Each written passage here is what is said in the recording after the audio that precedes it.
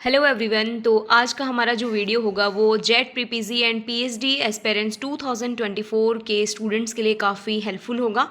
जैसा कि आप सभी जानते हैं कि 21 अगस्त को फर्स्ट अलॉटमेंट लेटर जो है कॉलेजेस का वो एयू जोधपुर के द्वारा जेट की ऑफिशियल वेबसाइट के ऊपर जारी कर दिया गया है। कैंडिडेट लॉगिन के माध्यम से उनकी ऑफिशियल वेबसाइट के ऊपर जाकर अपनी जो भी कॉलेज अलॉट हुई है उसका रिजल्ट देख सकते हैं।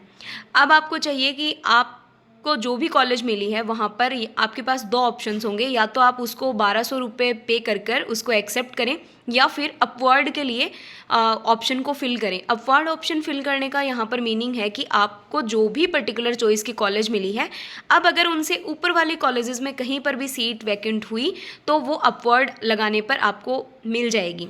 लेकिन यहाँ पर स्टूडेंट्स को बहुत बार ये फोबिया रहता है कि क्या अपवर्ड लगाने पर आपकी जो करंट सीट है वो चली जाएगी। नहीं, अपवर्ड जब आप लगाते हैं तो आपकी जो ये प्रेजेंट टाइम में जो सीट आपको मिली हुई है जिस भी कॉलेज में, वो आपकी सेम रहेगी।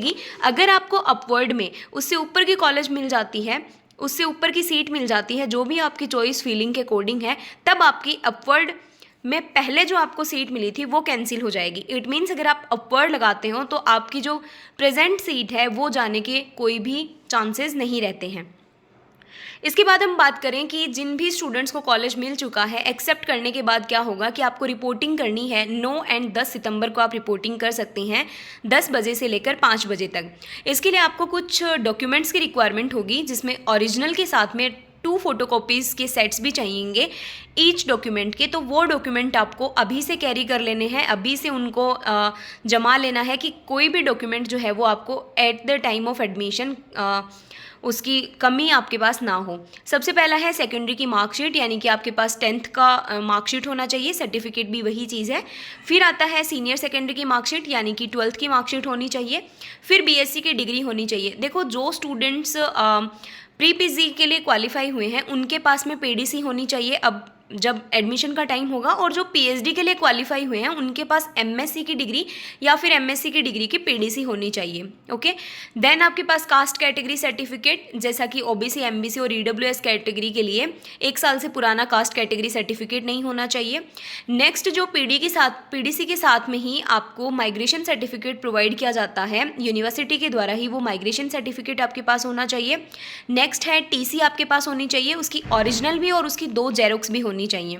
उसके अलावा अगर किसी के स्पेशल रिजर्वेशन लगा है, हॉरिजॉन्टल रिजर्वेशन, लाइक अगर कोई वार्ड्स विडोज ऑफ डिफेंस या फिर डिफेंस कैटेगरी से बिलोंग करते हैं, तो उसके लिए एक प्रिस्क्राइब्ड फॉर्मेट दिया गया है जेट बुकलेट 2024 के एनेक्सर फर्स्ट में। उसके अकॉर्डिंग आपका जो फॉर्मेट है पर्टिकुलरली वो प्रिपेयर होना चाहिए।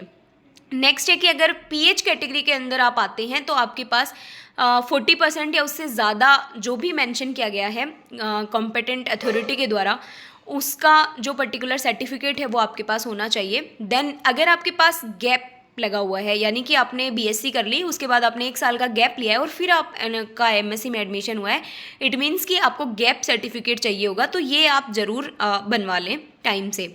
नेक्स्ट, आपका डोमिसाइल सर्टिफिकेट चाहिए होता है।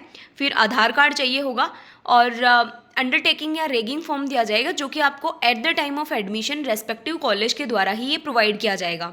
इसके अलावा जो आपने एप्लीकेशन फॉर्म में आपकी जो पासपोर्ट साइज़ फ़ोटो लगाई होगी, वही पासपोर्ट साइज़ की 4 फोटोज़ चाहिए होंगी।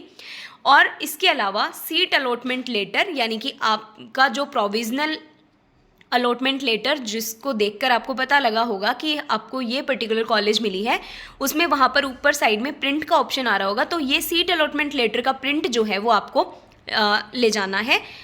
इसकी 2 कॉपीज़ लगेंगी।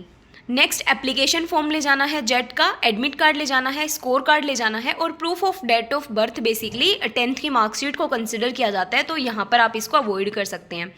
Next, character certificate. देखो, जब आप ट्रांसफ़र सर्टिफिकेट लेते हो यानी कि टीसी लेते हो कॉलेज से, तो टीसी के साथ में ही आपको सीसी यानी कि करेक्टर सर्टिफिकेट भी प्रोवाइड किया जाता है, तो ये आपको वहाँ से मिल जाएगा। Next self declaration certificate. देखो, सेल्फ डिक्लेरेशन जो सर्टिफिकेट है वो जेट 2024 के ऑफिशियल वेबसाइट के ऊपर अपलोडेड है। जब आप अपने अलॉटमेंट लेटर लॉगिन करके आप अपने अलॉटमेंट लेटर को देखेंगे तो वहीं ऊपर ऑप्शन मिलता है सेल्फ डिक्लेरेशन सर्टिफिकेट का, वो आपको प्रिंट आउट निकलवा कर उसको फिल करना है।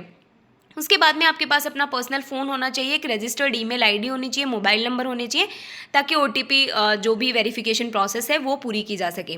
तो ये सारे डॉक्यूमेंट्स हैं जो कि आपको at the time of reporting in the college आपके पास होने चाहिए, दोनों तरीके से। यानी कि आपके पास ये ओरिजिनल भी होने चाहिए और इसकी दो फोटोकॉपीज़ होनी चाहिए, यानी कि 2 सेट बनाने हैं आपको इनकी जेरोक्स के। ये सारे डॉक्यूमेंट्स आपको तैयार रखने हैं। अगर इनमें से आपके पास किसी भी तरीके के डॉक्यूमेंट की कमी है तो आप फटाफट 9 और 10 तारीख से पहले इन सारे जो भी डॉक्यूमेंट्स हैं इनको ले लें।